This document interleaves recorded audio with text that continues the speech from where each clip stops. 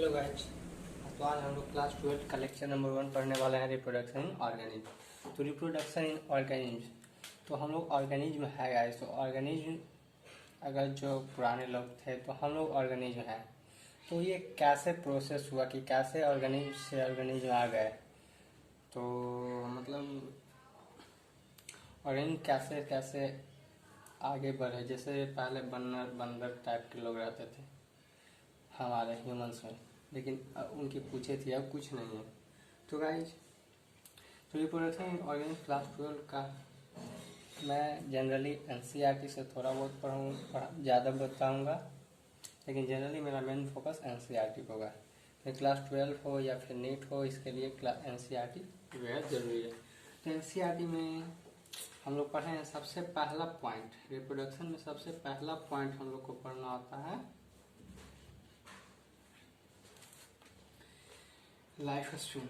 क्या पढ़ना होता है? Life span.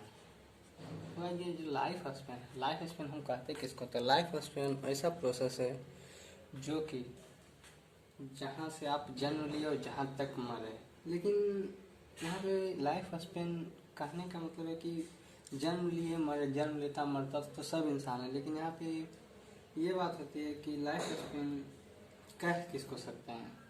तो हम कहते हैं from birth to natural death. जितने भी लोग हैं सब लोग अपना लाइफ व्यापन करते हैं, लाइफ बिताते हैं, स्पेंड करते हैं। तो लाइफ कितने दिन तक वो अपनी लिविंग रहे, तो उस तरह चीज़ को हम लोग लाइफ स्पेंड कर सकते हैं।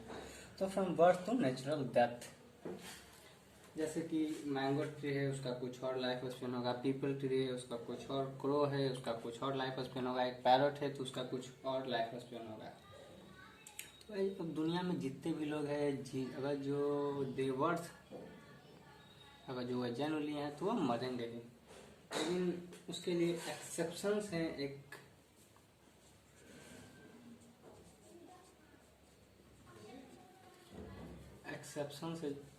एक है जो कि क्या है? Single cell organism. सिंगल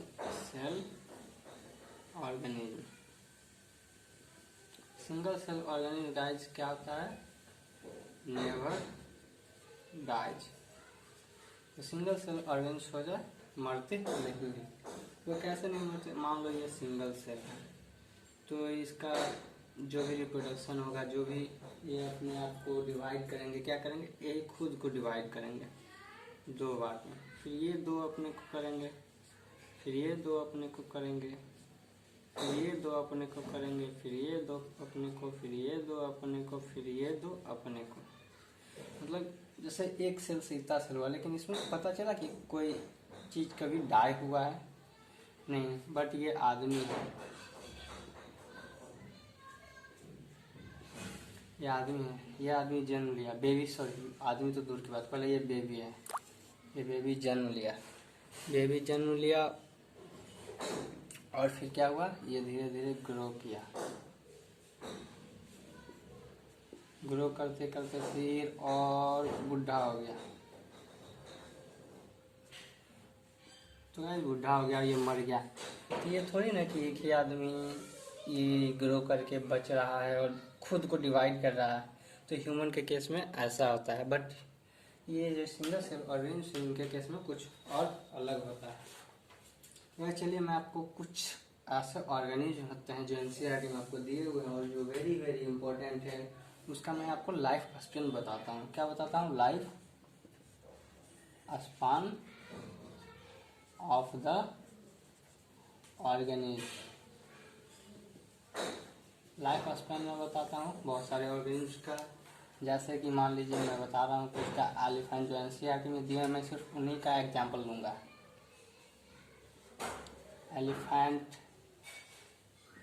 तो एलिफेंट का जो लाइफ स्पैन होता है 60 to 90 ईयर्स होता है। कितना होता है? 60 to 90 ईयर्स एलिफेंट हो गया। और एनसीईआरटी में हम लोग को क्या दिया हुआ है? रोज का क्या है? 5 to 7 ईयर्स। और एनसीईआरटी और डॉग का गाइस 20 to 25 ईयर्स। डॉग हो गया। डॉग के बाद हम लोग हॉर्स का जानते हैं। हॉर्स, तो हॉर्स का गाइस हो जाता है 60 ईयर्स। गाइस ये नहीं है कि 60 ईयर्स है तो सिर्फ 60 ईयर्स में हो सकता है 61 हो, कोई 57 में ही, लेकिन जो एक नेचुरल लाइफ स्पेन है मैं वो आपको बता रहा हूँ। पैरट, गाइस पैरट का होता है 150 ईयर्स। 150 ईयर्स ऐसा जनरली एनसीईआरटी में 140 ईयर्स दिए हुए रहता है। तो गाइस चलिए हम लोग 140 ईयर्स लेते हैं। और क्या फ्रूट फ्लाई,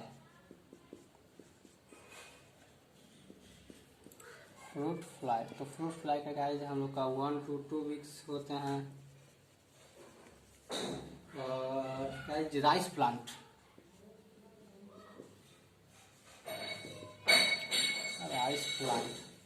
तो राइस प्लांट का गाइस हो जाता है 3 to 4 मंथ। कितना होता है राइस प्लांट का? 3 to 4 मंथ्स। टोरोटवाइज,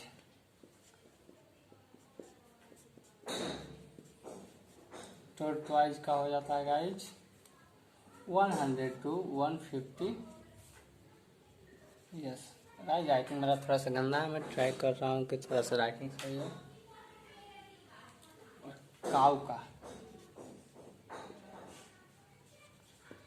का हो गया, काऊ का गाइज हो गया 20 to 25 ईयर्स। यार ये कुछ ऐसे हैं लाइफ स्पेन एनसीईआरटी में। वीडियो और भी कुछ होगा तो मेरे को कमेंट में बताइएगा, मैं उसका भी आपको बता दूंगा।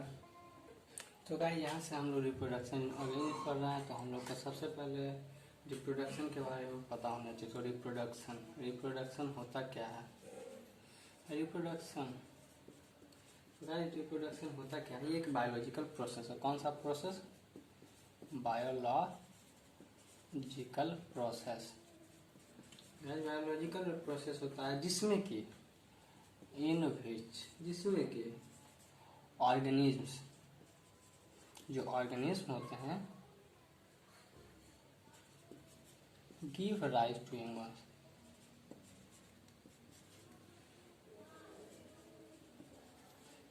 To once. तो ये क्या करते हैं? अपने जैसे ऑर्गेनिज्म को